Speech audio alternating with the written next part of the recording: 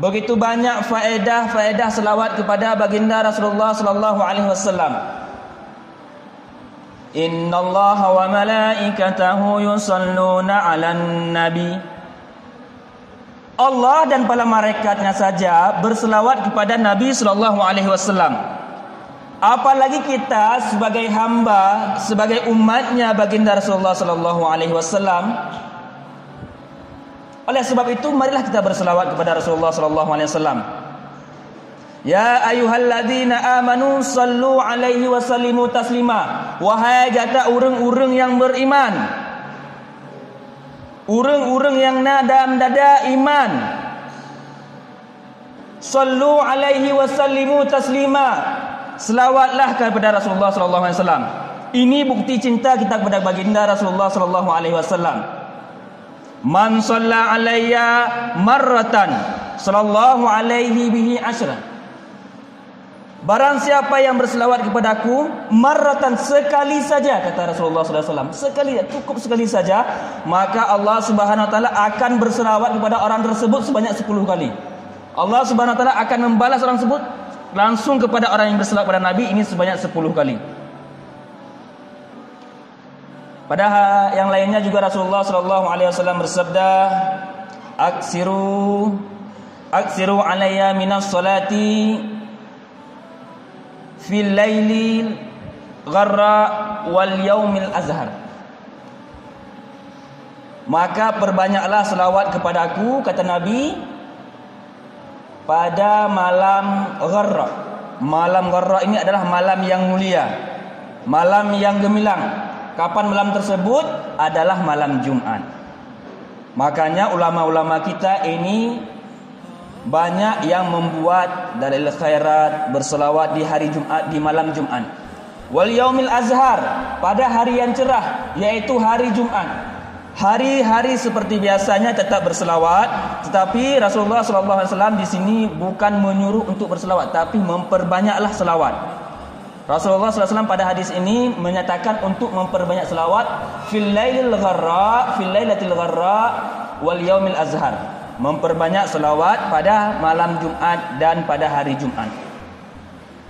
Dan jangan ragu untuk berselawat, karena selawat ini akan sampai kepada Rasulullah sallallahu alaihi wasallam. Aksiru alayya minas salati fa inna salatukum tablughuni. Perbanyakkanlah oleh kalian untuk berselawat kepadaku, sesungguhnya selawat kalian akan sampai kepadaku. Selawat ini juga ibadah kepada Allah Subhanahu wa taala. Allah akan balas kepada orang tersebut. Tetapi di samping itu selawat ini juga sampai kepada Rasulullah sallallahu alaihi wasallam, dan Rasulullah sallallahu alaihi wasallam juga bersabda, selawat kalian itu akan sampai kepadaku dan Allah Subhanahu wa taala akan membangunkan ruhku. Untuk apa Allah Subhanahu wa taala membangunkan ruh Rasulullah? Untuk menjawab salam-salam orang yang berselawat kepadaku. Begitu banyak fadilahnya. Rasulullah sallallahu alaihi wasallam begitu cinta kepada umatnya. Rasulullah sallallahu alaihi wasallam begitu sayang kepada umat. Bahkan di hari akhirat Rasulullah sallallahu alaihi wasallam menoleh ke neraka, mengintip manakah yang berselawat kepadaku. Oh, ini umatku, dulu dia pernah berselawat kepadaku, tarik masukkan ke surga. Oh, ini umatku, dia pernah selawatku. Hingga Nabi SAW ini bolak-balik dari surga menuju neraka, ingin menjemput umatnya yang pernah berselawat kepadanya. Nabi tak perlu lagi ibadah, Nabi tak perlu lagi solat, Nabi tak perlu puasa. Nabi SAW ini sudah dijamin masuk surga oleh Allah Subhanahu Wa Taala. Sudah dijamin masuk surga. Tapi Rasulullah SAW masih rela untuk menjemput, melihat umatnya ke neraka. Tandanya apa? Tandanya Rasulullah SAW begitu sayang kepada umatnya. Bahkan hingga akhir beliau sebelum meninggal, beliau mengucap ummati, ummati, ummati, umatku, umatku, umatku.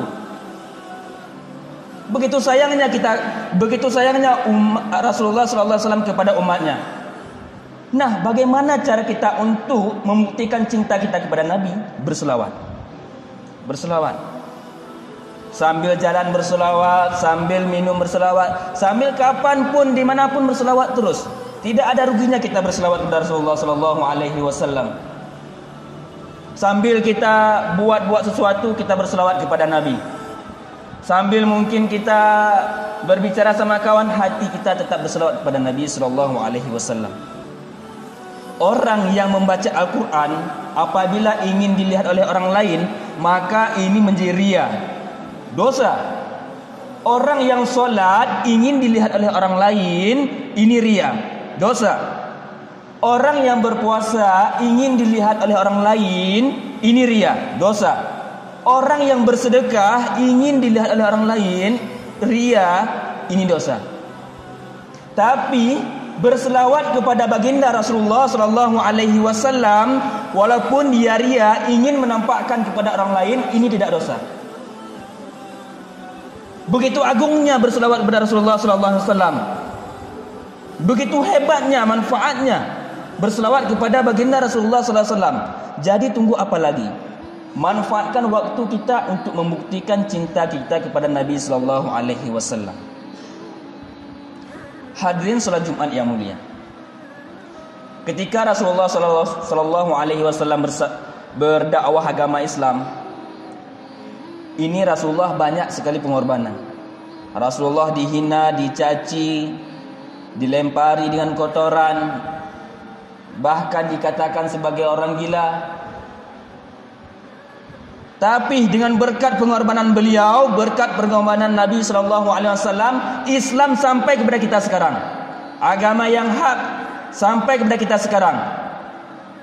Sampai ke Aceh, sampai ke Indonesia. Oleh sebab itu marilah kita berselawat, memperbanyak bukti cinta kita kepada Nabi sallallahu alaihi wasallam. Lagi dan lagi khatib mengajak seluruh masyarakat, seluruh antum-antum semua dimanapun berada, anak kecil, orang besar, wanita, laki-laki, sudah tua, anak muda, untuk berselawat kepada baginda Rasulullah sallallahu alaihi wasallam.